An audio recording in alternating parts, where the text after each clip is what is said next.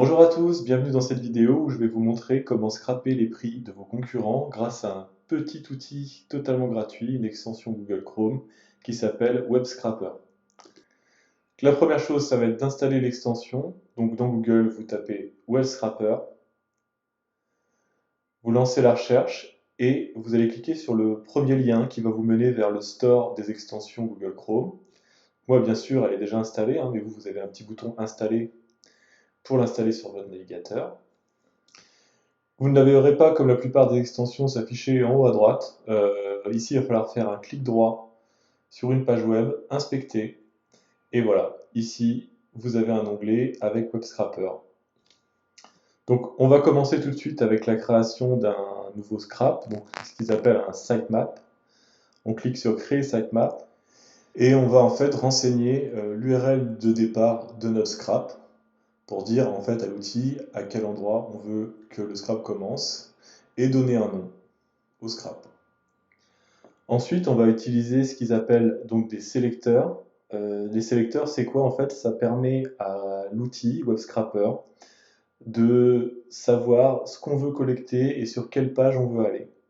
Donc on va tout de suite en créer un. Le premier, ce sera bien sûr un lien vers les fiches produits si on veut collecter des données dans les fiches produits.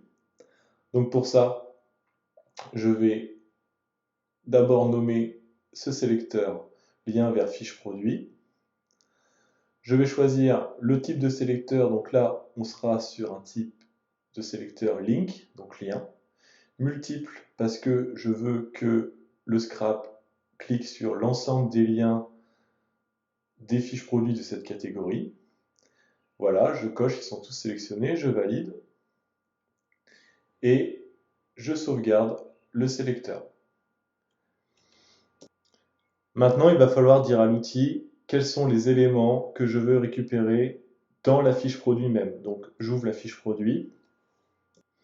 Ensuite, on va ajouter un nouveau sélecteur pour récupérer, par exemple, le titre de la fiche produit. Donc, on va l'appeler titre produit, sélecteur de type texte, et ici, vous voyez, je vais cliquer, ça va surligner en vert ce que je vais sélectionner. Alors, j'ai l'impression qu'il me prend aussi le prix là. Du coup, je vais vérifier dans Data Preview. C'est bon, on voit qu'il a pris uniquement le titre. Je vais donc valider ma sélection et sauvegarder le sélecteur. On va bien sûr faire la même chose pour le prix, donc ajouter un nouveau sélecteur. On va appeler prix. Sélecteur de type texte, donc on laisse le type comme c'est, et on choisit le prix, on valide et on sauvegarde. Ensuite, on va pouvoir lancer un scrap. Donc pour ça, on va aller sur Scrap, Start Scrapping. On laisse la configuration d'origine et vous voyez, il y a une pop-up qui vient de s'ouvrir où vous voyez le scrap se faire en direct. Donc ça, c'est très pratique puisque c'est très visuel.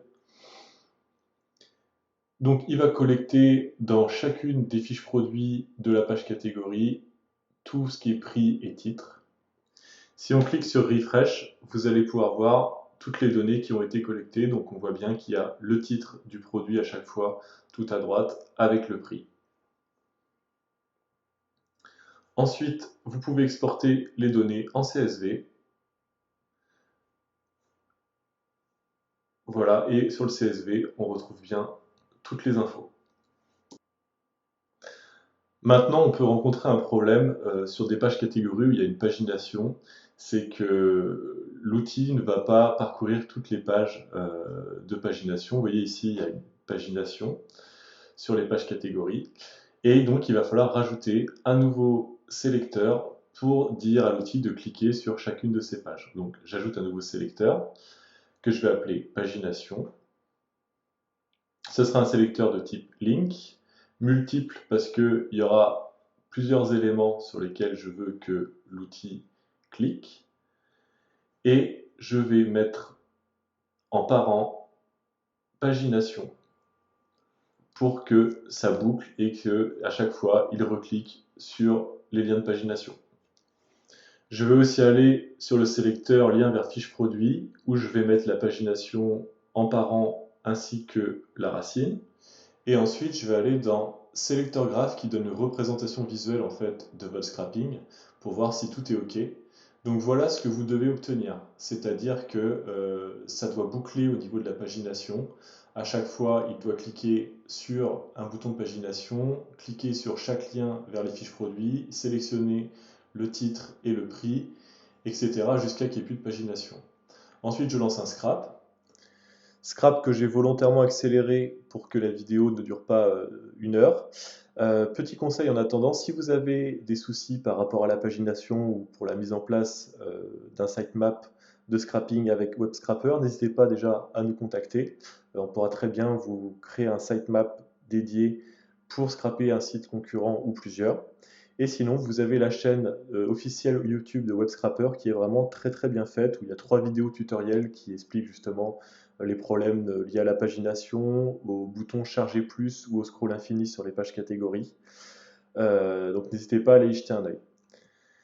Voilà, on voit que le scrap est fini, donc je vais aller dans Export Data et je vais télécharger le CSV de mon scrapping.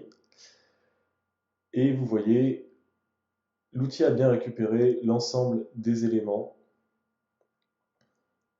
sur l'ensemble des pages de pagination. Donc on a bien tout ce qu'il faut sur le CSV. Si vous rencontrez vraiment de gros problèmes dans votre scrapping à cause de cette histoire de pagination sur les pages catégories, de boutons charger plus ou encore de scroll infini, n'hésitez pas à passer par le sitemap XML du site concurrent directement. Si vous ne le trouvez pas, il est souvent indiqué dans le robot.txt. Et en fait, dans ce fichier sitemap, vous allez avoir un sitemap en général qui est dédié aux fiches produits. Vous n'avez plus qu'à commencer votre scrapping à partir de là, puisqu'il contient toutes les URL, donc vous n'aurez pas de problème de pagination sur ce fichier. Voilà, j'espère que cette vidéo vous a été utile et je vous dis à très vite pour une nouvelle vidéo SEMZen.